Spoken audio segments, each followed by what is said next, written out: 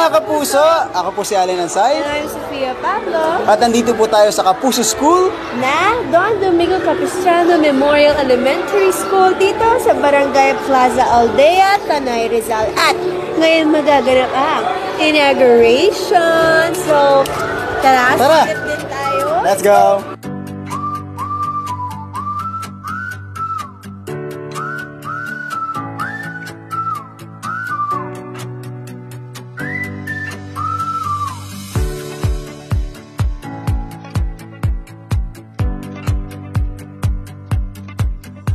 Mga kapuso, ako po si Patricia Tumulak at bago lahat, quick tour muna tayo sa eskwelahan. Ayan, kita nyo naman, meron tayong mga bagong classroom. O, diba? Ang ganda ng kulay, maaliwalas. Ayan, check muna natin ang bagong classroom. Hindi lang classroom, pati rin ang kanilang mga upuan na very conducive to learning. Kita nyo naman, ang ganda, ang aliwalas, it is very spacious. Ang ganda ng kulay. I'm sure mga estudyante dito excited na mag-aral. I can't wait to see their reaction later on.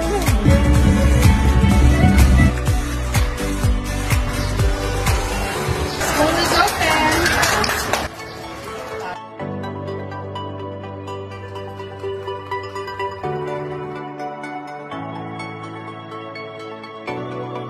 Hello mga puso, so nandito tayo ngayon sa Don Domingo Memorial Elementary School sa Barangay Plaza Aldea sa Tanay Rizal.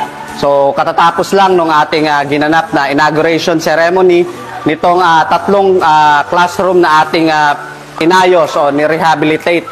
So itong Don Domingo Memorial Elementary School, ginawa natin ito nung nakaraan pang 2010. So dahil yan sa bagyong Undoy.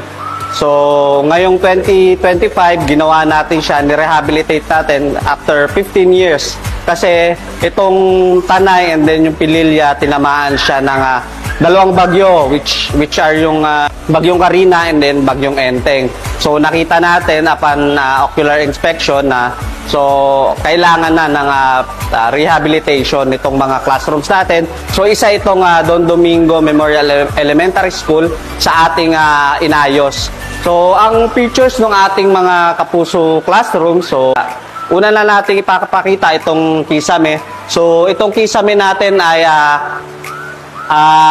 fiber cement board. So hindi siya plywood, kaya hindi siya basta-basta aanayin. Fireproof din siya, so hindi siya basta-basta masusunog, at saka waterproof din siya. So meron tayong nilalagay sa pagitan ng connection ng ating mga fiber cement board na mga aluminum flat bars or lining para yung ating mga cement boards hindi siya basta-basta babagsak. So another feature ng ating kapuso classrooms nandito sa labas. So makikita natin dito, pagdating dito sa labas, ito yung ating mga ventilated boards. So ventilated siya para yung mainit na hangin, meron siyang exit point. So hindi yung loob ng mga classrooms natin hindi siya mainit.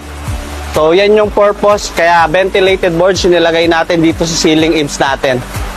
So meron din tayo yung ating mga bintana, jalousie na siya.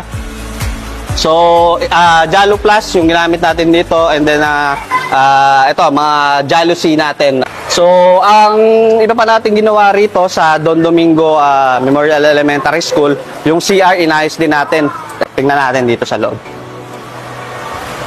So yung CR natin, pinalitan natin tong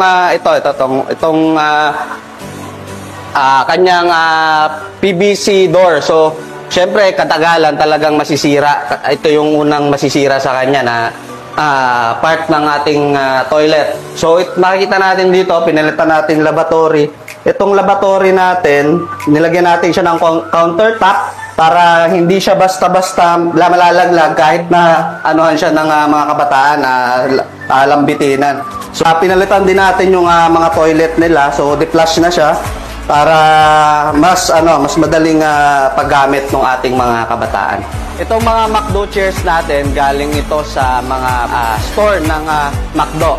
And then nilagyan nila ng mga armchairs para magamit ng mga kabataan habang nag-aaral dito sa mga Kapuso schools natin. So, yung ating mga Kapuso building, design siya up to magnitude 8.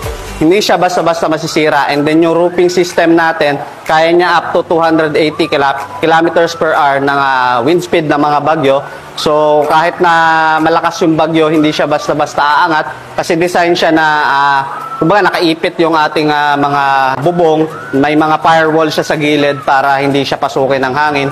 And then yung ating mga bubong is long span. So, nakasukat talaga yung bubong natin based doon sa haba ng ating classroom. So, advantage nun, hindi siya kagaya nung may putol.